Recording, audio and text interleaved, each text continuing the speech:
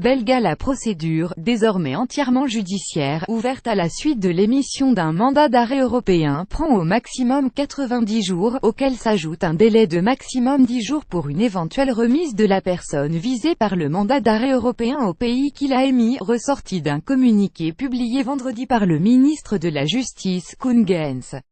La procédure relative au mandat d'arrêt européen mail prévoit que la personne visée est privée de liberté après la réception du mail puis est entendue dans les 24 heures par le juge d'instruction. Celui-ci décide du maintien en détention de la personne. En principe, la décision sur l'exécution du mail est prise par la chambre du conseil dans les 15 jours.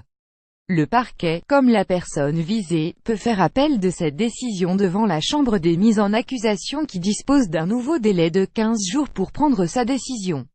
Une décision est donc en principe prise en deuxième instance dans les 30 jours. Un pourvoi en cassation est toutefois encore possible, ce qui peut allonger les délais. La décision cadre UE prévoit que la décision finale doit être prise dans un délai de 60 jours, étendu à 90 jours en cas de circonstances exceptionnelles, souligne le ministre de la Justice. Si une décision d'exécution du mail est rendue, la personne visée est en principe remise aux autorités de l'État d'émission dans les 10 jours qui suivent cette décision d'exécution. Monsieur Geens rappelle par ailleurs que la procédure dans le cadre d'un mandat d'arrêt européen est entièrement judiciaire. À la différence de l'extradition, le pouvoir exécutif ne joue aucun rôle dans la procédure.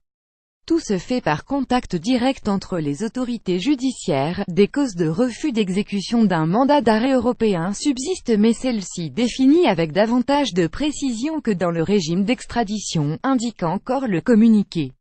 Le parquet fédéral belge a confirmé vendredi soir la réception de mandats d'arrêt européens émis par la justice espagnole à l'encontre du président catalan destitué, Carles Puigdemont, et 4 de ses anciens ministres.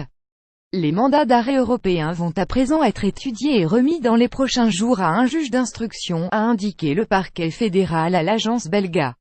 Les mandats d'arrêt ont été lancés au motif de rébellion, sédition, détournement de fonds publics et désobéissance à l'autorité, des faits passibles, en Espagne, de 30 ans d'emprisonnement.